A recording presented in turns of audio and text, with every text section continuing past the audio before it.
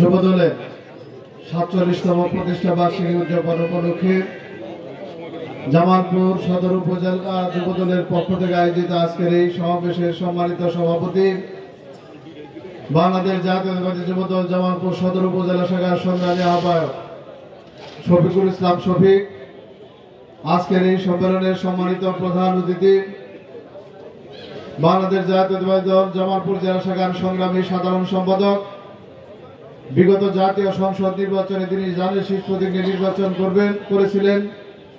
আগামী জাতীয় সংসদ নির্বাচনে তিনি ধানের শীর্ষ প্রতীকে নির্বাচন করবেন।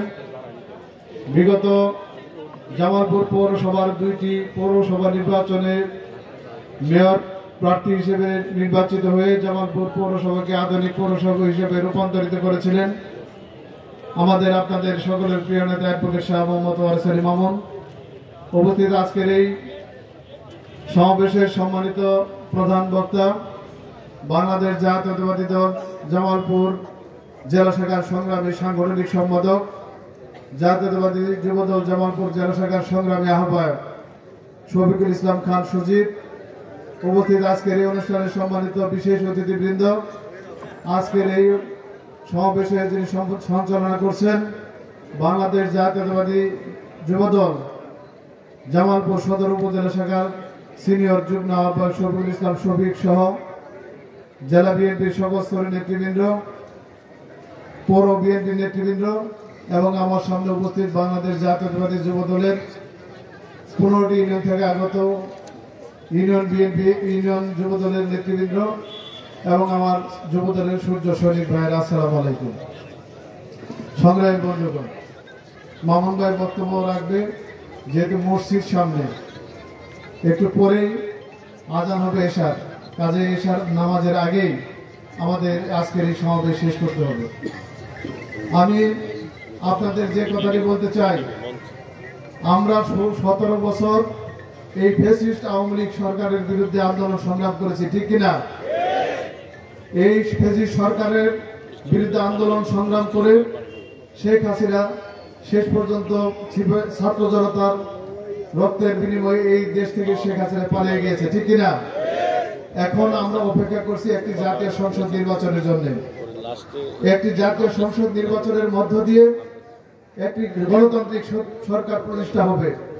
সেই সরকারের মাধ্যমে দেশে উন্নয়ন হবে, দেশে একটি সুশৃঙ্খল বাংলাদেশে রূপান্তরিত হবে। সেই জন্য কিন্তু আমরা লক্ষ্য করছি নির্বাচনের দিন যতই গড়িয়ে আসছে, এই বাংলাদেশে ততই ষড়যন্ত্র সামনের দিকে এগিয়ে আসছে, যাতে একটি সুষ্ঠু নির্বাচন এই দেশে না হয়, আবার ওই ভারতীয় তাবেদার বা অন্য অপশক্তিরা এই সরকার গঠন করে দেশ পরিচালনা করে। আজকে 17 বছর আন্দোলন সংগ্রামের মধ্য দিয়ে এই সরকারের প্রথম যেমন করিয়েছি, আগামী জাতীয় সংসদ নির্বাচন ইনশাল্লাহ আদায় করে ছাড়বই ইনশাল্লাহ। আজকের এই যুবদলের সমাবেশের এই প্রতিজ্ঞা। সংগ্রামী বন্ধুগণ, আরেকটি কথা বলতে চাই, আপনারা ইতিমধ্যে লক্ষ্য করেছেন নির্বাচন নিয়ে, নমিনেশন নিয়ে জামালপুর সদর আসনে বিভিন্ন ধরনের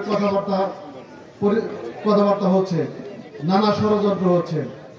এটাকে অনেকেই ভিন্নভাবে নিচ্ছে, আমি কিন্তু সেটা ভিন্নভাবে নেওয়ার কোনো কিছু দেখছি না। এই জন্যই দেখছি না, আমাদের প্রিয় নেতা অ্যাডভোকেট শাহ মোহাম্মদ ওয়ারিস আলী মামুন দীর্ঘ 17 বছর নয় 25 বছর যাবত জামালপুর সদরকে গুছিয়ে আনার জন্য অক্লান্ত পরিশ্রম করছে।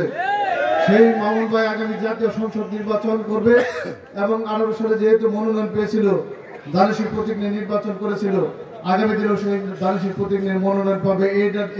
এই বিষয়ে কোনো দ্বিধাদ্বন্দ্ব থাকার কথা না। সংগ্রামী বন্ধুগণ, আজকে যদি কোনো প্রকার দ্বিধাদ্বন্দ্ব না রেখে আমরা যেমন নির্বাচন পরিচালনার কার্যক্রমে এগিয়ে যাচ্ছি, বিএনপির নেতৃত্বে আপনারা বিএনপির সকল অঙ্গ সহযোগী সংগঠন জামালপুর সদর উপজেলায়, আমি আজকে থেকেও সেটাই মনে করি যে আমাদের এই নির্বাচনী কার্যক্রম থেকে পিছিয়ে হয়ে আসবো না। মামুন ভাইকে সামনে নিয়ে আমরা নির্বাচনের কার্যক্রম পরিচালনা করব। এইটাই হোক আমাদের আজকের এই যুবদলের কর্মী সমাবেশের অঙ্গীকার। সবাইকে আন্তরিকভাবে ধন্যবাদ জানাই এবং এই বৈরী আমার মধ্যে আজকের এই সুন্দর একটি সফল যুব সমাবেশ করা হয়েছে, তার জন্য জামালপুর সদর উপজেলা শহীদ জিয়া মরহুম দেশ নেত্রী বেগম খালেদা জিয়া জিন্দাবাদ। ধন্যবাদ।